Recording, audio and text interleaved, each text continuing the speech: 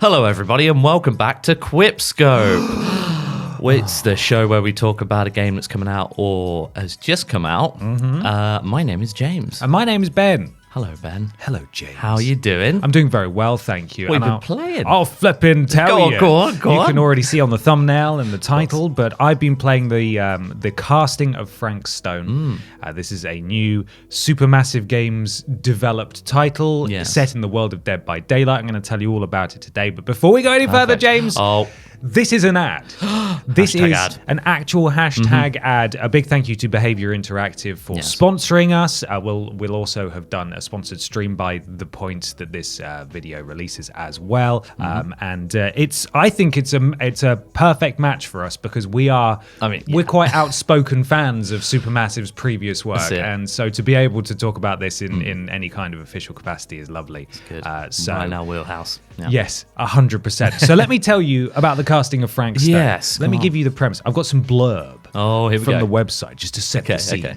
The shadow of Frank Stone looms over Cedar Hills, a town forever altered by his violent past. No. As a group of young friends are about to discover, Stone's blood-soaked legacy cuts deep, leaving scars across families, generations, and the very fabric of reality itself. Experience a never-before-seen look at the wider world of Dead by Daylight, brought to life with new levels of emotion, immersion, and intensity through Supermassive Games' cinematic storytelling. Filled with spine-chilling twists, this dark original tale is certain to haunt you long after it's over. Goodness. There you go. So that's there's a little bit of stick on the trailer. Yeah, that's right. Just use that. Just rip it straight from this video. So yes, this is set within the world of Behavior Interactive's Dead by Daylight, which of course is an isometric horror game. Yeah, bit of a sort of departure from Supermassive's usual oeuvre. Their regular series of. It's. I think it's a good marriage, though. I think it works really well. In that, obviously, Dead by Daylight is 4 survivors, 1 killer kind of situation. They've got original killers, but they've got lots of guest killers in there as well from different franchises. And Supermassive Games obviously usually makes single player in the sense that you pass the controller. Narrative horror games, they have traditionally done their own IP, original stuff. And this is where they're actually working with someone else's tool set, as it were. And I think it's a really nice, it's a departure, but also I think, as I said, it works really well. So if you're familiar with Supermassive Games' previous work, you will know exactly what to expect here. At the start, you pick the characters that you want to play as. You can add players as well in sort of a pass the controller mode, and it'll say between characters, James, it's your turn, and it'll show the character's face that you want to play as. You'll be walking around environments and interacting with objects, choosing dialogue options and making decisions that impact the story and what other characters think of you, that kind of stuff. Action sequences will occur, which usually involve button mashing to get out of stuff with a timer, and also what they call this time skill checks, rather than when it pops up and says, quick, press the circle button. It's an RPG now. It's now a skill check. Cool, okay. But as I understand it, skill checks are what they're referred to in Dead by Daylight. So this is just an aspect of how it's being tied into the world of Dead by Daylight. Interesting. So is there anything else that sort of links up to Dead by Daylight? How have they mixed things up in that way? Yeah, so there's definitely a few things. Thankfully, I've played a little bit of Dead by Daylight, but not enough to be an expert on the game. But I was playing it with someone who has played a lot of Dead by Daylight, which was very helpful, and they pointed out a few things for me.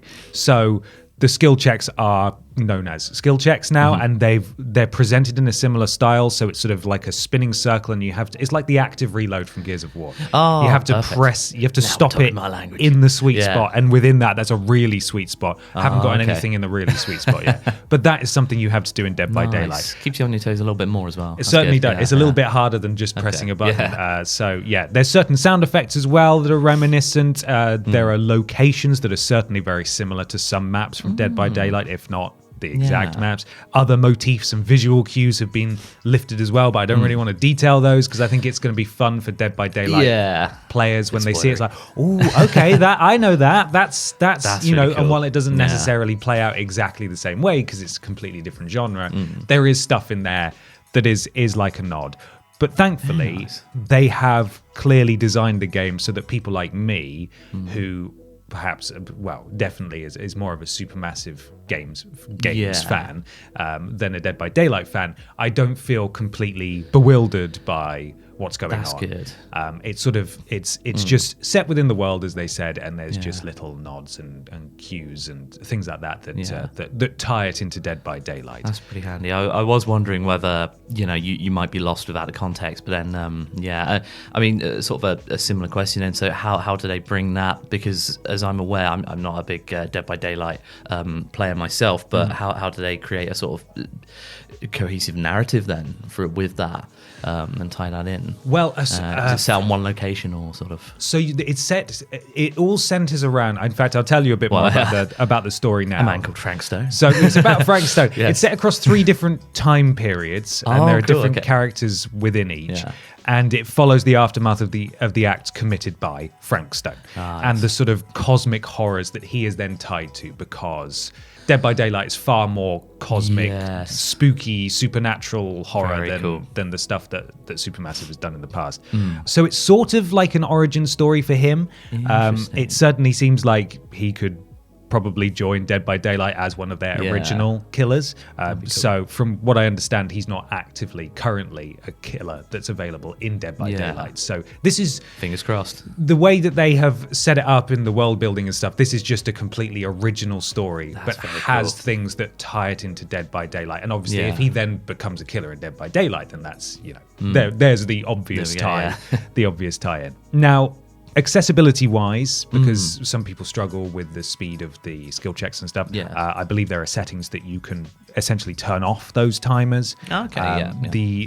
Like in their previous games, you can make the game just easier or harder, which will probably affect how much time you have to complete certain things. Loads of subtitle options as well.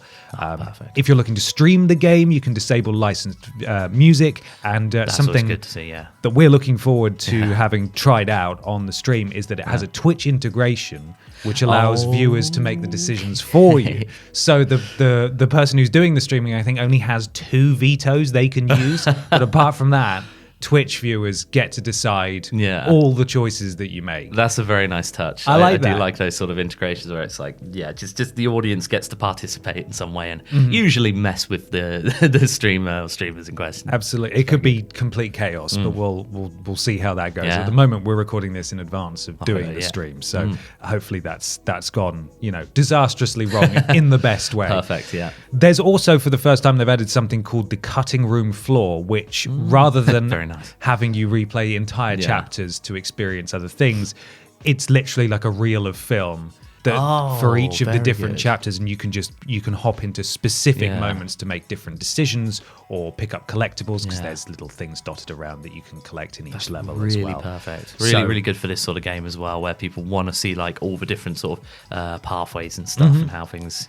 It feels like an iteration to me, because when I've played Supermassive's other stuff loads of times, because I like to play it with my friends and with my family as well. We all love them, and every so often we'll replay them as well. And it's nice finally having an option to be able to hop in to a specific moment rather than, as I said, having to do the entire chapter again. Really key into that specific bit, Yeah, it's nice. Now, personally, I love these games, as I said, so I am biased in the sense that I would happily play anything that they put out. I really love this style of game, and I just hope these kinds of games never cease coming out. If you like Supermassive Games' other stuff, you're gonna love this. Like, you're gonna feel right at home then. Exactly. Good. It's you will feel right at home. It's exactly the kind of thing they've made in the past, and perhaps there aren't as many iterations. It doesn't really push the genre forwards too much. But as like a new horror experience from Supermassive, like I'm having an absolute ball with it so far. I haven't finished it yet. It is on the short side. It's about 5 hours long, but it is priced accordingly. So that makes perfect sense to me. And it's one of those with a good bit of replay value, I'd imagine, as well. Especially with that rewind cutting room floor feature. Exactly, yeah. So and I also like how, because it's set in the Dead by Daylight universe, it does have a more overt supernatural tone. Like that's a slight narrative departure as well. Yeah, it can go like a bit wackier and wilder than Supermassive's other stuff, which is cool. which is really nice. And as I said, it's super approachable for people who haven't played those before. I'm just really happy that there's more Supermassive out there. Amazing. So I would certainly recommend it. I'm playing it on PlayStation 5. I can't say I've had or experienced any bugs or issues or anything like that. And I think it all seems to be running great. And I'm looking forward to playing more of it. And Supermassive fans and Dead by Daylight fans assemble, because I think you're going to really enjoy this one.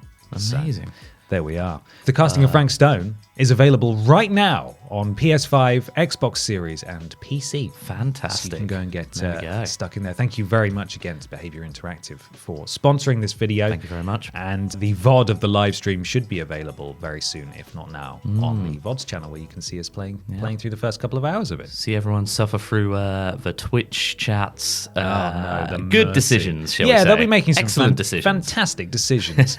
Excellent. Thank you very much, James. Oh, thank you very much, Ben. See you later, Cheers. everyone. See ya. Bye. Bye.